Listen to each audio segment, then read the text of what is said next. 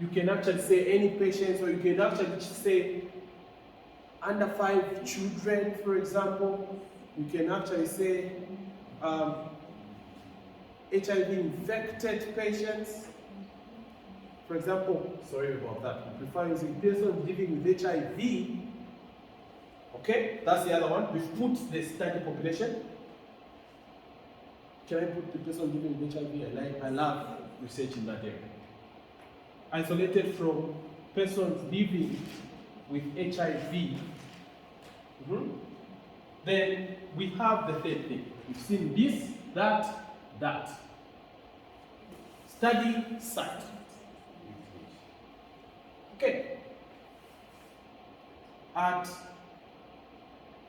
the UTH, the University Teaching Hospital in Lusaka. All right? Now, just about the study site, I want you to know that it is very important for you to be very thoughtful even as you talk about the study site. Because the study site also relates to who you generalize to anyway. It's not like this result could only be generalized to patients that are actually visiting UTH. If you carry out this study properly, you collect an effective sample size. I think it's possible that one can argue that these species that will be isolated from persons living with HIV would actually behave the same. The effect is likely to be the same, whether they are actually done from UTH in Lusaka, from Kitwe, and things like that, right? This is why sometimes people would want to say something like Zambia, right? Or Lusaka. You know what I mean? Because this is not just restricted to patients visiting UTH. Do you get the sense? So you always have to think through that. Or like, would there be a difference in the effects if the sample was collected from Kitwe? What difference could actually be there? You know what I mean? So yeah, but anyway, to just make it clear, as we've said, let's put it this way. So let's try to count our weight count here. Let's do our weight count for now. How many weight do we have? 1, 2, 3, 4, 5, 6, 7, 8, 9, 10, 11, 12, 13, 14, 15, 16. This is not too bad, but I should tell you something. It is not desirable to have abbreviations in a title, for example. You want these things to be clear, okay? You want these things to be clear, and you want it to be well narrowed down. 15 is desirable, but it shouldn't be way beyond 15. It becomes too bulky at the end of the day. Somebody could not even follow. Is that okay? So this, for me, I think sounds like a realistic title, because it has all the 4 components that we have mentioned to actually be important. And there is a way in which we can obviously trim this in order for it to actually sound just fine. Have we gotten the spirit of what a title should look or sound like? Are we okay? Yes, sir. The time frame? Well, that's a good question. Actually, depending on the study that you're doing. Yeah, depending on the study that you're doing.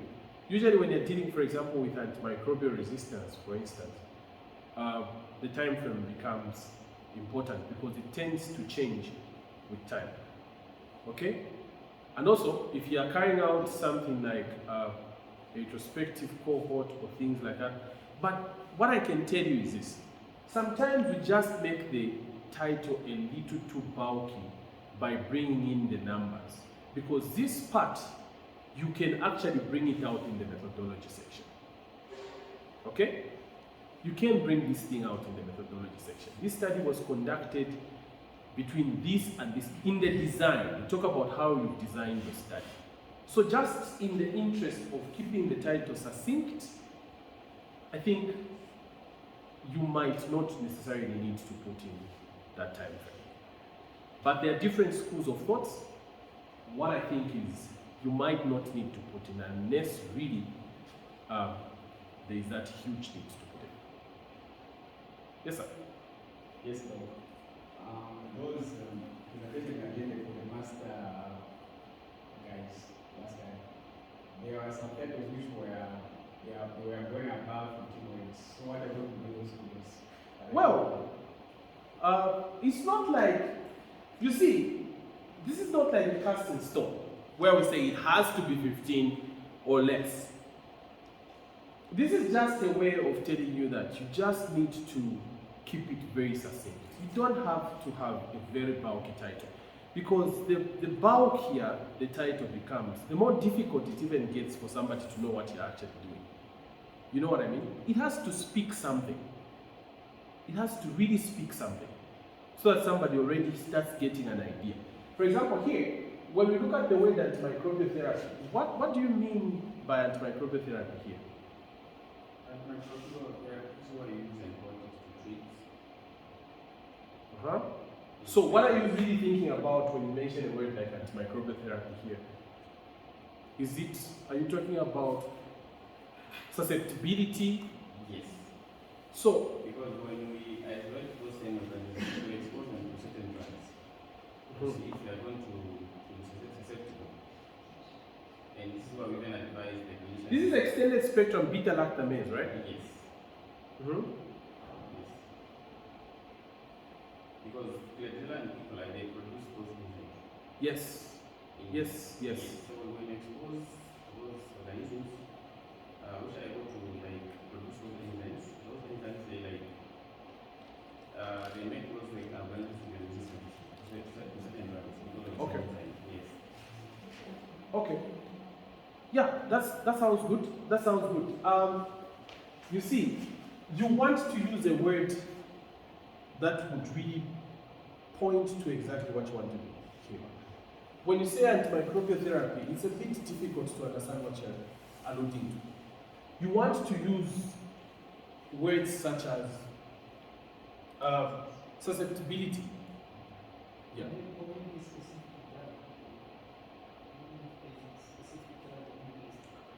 Well, if you don't do it with one drug, but you remember what we do in the lab, we hardly ever use one drug. For these organisms, you know that they could actually be susceptible to different. Yeah.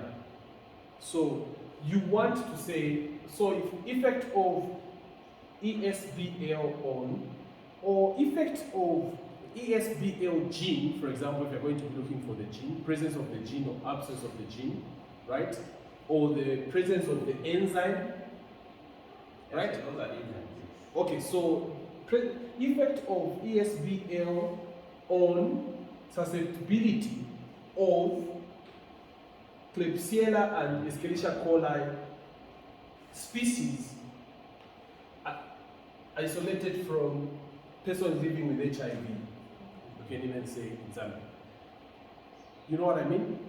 I think that would sound a lot better. So rather than using the word here,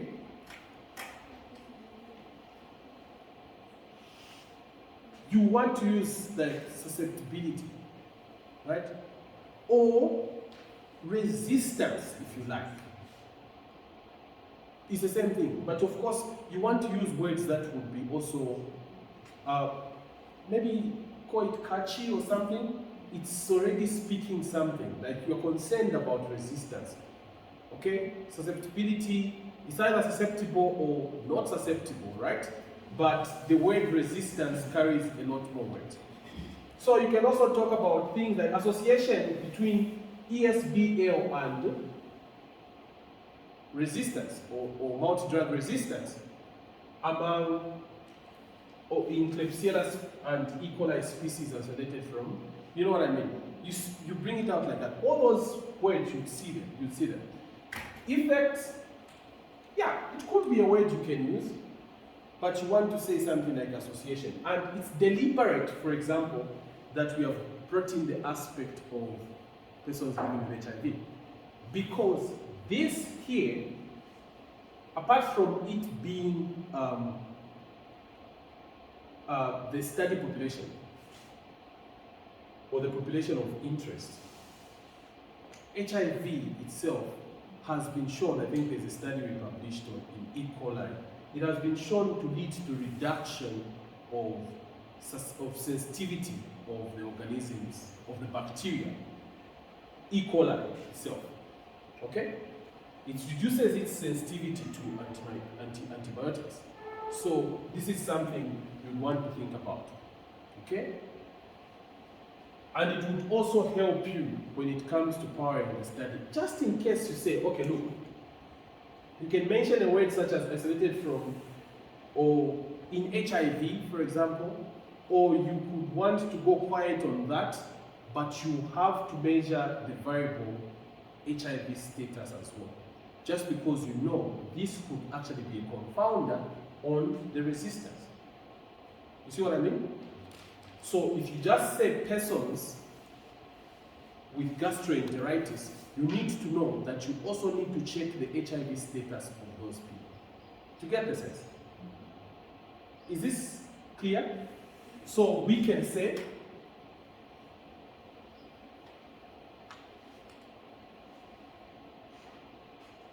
we can also call correlation between okay, I might as well just write this one.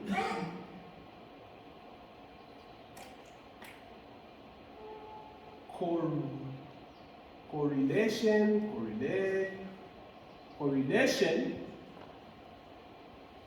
between ESBL and, would you like me to call it multi-drug resistance or